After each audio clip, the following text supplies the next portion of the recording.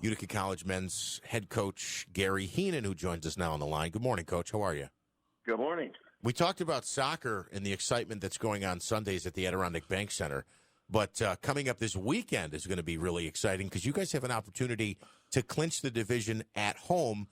You wrap up the regular season with a pair of home games this weekend. We'll get into that in a minute. Tell us what happened this weekend as you went on the road for 2 games. Yeah, it was a tough trip. We driving 7 hours out to Pittsburgh and dropping the puck. We had a bit of a slow start. It took us 10 minutes into the first period to solve our weak team. And they drive about 4.5, 5 hours down to Baltimore. And both teams we should have beaten. And we did, 5-2 and 5-1. So good, solid wins on the road. And fortunately for us, we had some help on the side, which puts us in great position Friday night to lock this league up for the third in a row, I think. So it should be a good week in Pioneer Hockey Land, and looking forward to doing it on home ice.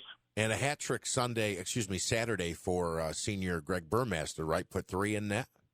Yeah, he did. He scored 2 on Friday, put 3 on Saturday.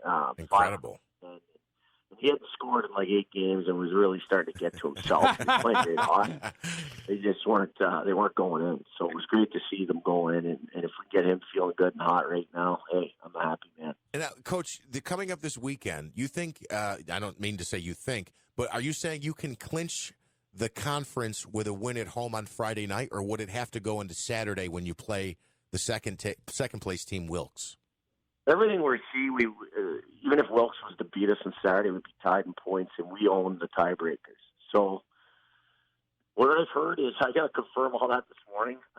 It gets down to about the third tiebreaker, but apparently it's ours. Certainly we don't want to limp into the playoffs by backdooring it on a tiebreaker, but Friday night we play the worst team in our conference, and I think our guys will be sniffing blood there. So hopefully we can put a show on for the fans and clinch this league up on Friday. So right on Friday. So a win on Friday would lock it up for the Pioneers. Now when you clinch the league, that doesn't give you the automatic berth into the tournament, right? You would have to win the conference tournament.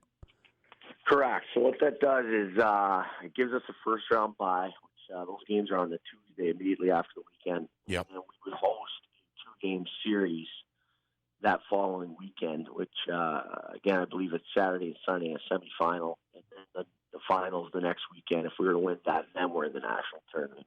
But I think we've lost 2 games at home.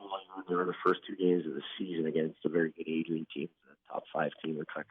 So we feel really good on ice, and that's what we wanted, was to clinch home ice here, and we should be excited about the path ahead.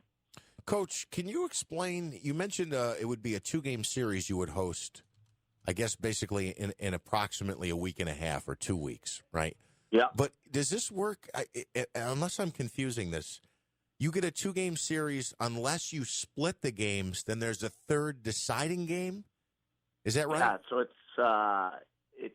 we went to this because our conference didn't have an automatic bid, so we just wanted to go to a format that was more games. You can't do a 3 games, so this will be a little difficult and confusing for people, for most people. It's the first to 3 points. Okay, so a win and a tie would get it, but not right. And then if you both win one, what happens immediately, or you both tie, you tie and a tie, you would go to an immediate 20-minute third game. Wow. Which would immediately follow the second game, or it would be on a separate night? Correct. So, given you want to go to one, Saturday would be it, because you could be in for a real 20-minute overtime game. And that's not sudden death. You play it like a regular game. So it's a 20-minute game. The score could realistically be 3-2 in that game. So we adopted it from a few leagues that were out west. So essentially it's playoff series. It's the best of 3, but the third game would be just a 20-minute game. Okay. And that would be immediately following the Saturday game. That's pretty awesome. It's wild. It'd be a marathon for the guys. It is wild. So this whole thing where, you have an opportunity to get an automatic bid for winning the conference tournament, and then the expansion of how the rules or how the games are played in the conference tournament. A lot of Pioneers fans, including Andrew and I, are like taking notes on how this all works out. But as long as we don't get the shaft again. Yeah. Shafted too many times. It should be exciting. It should be really exciting. And then if it's tied in that mini game, then it goes to sudden death overtimes after that. Right.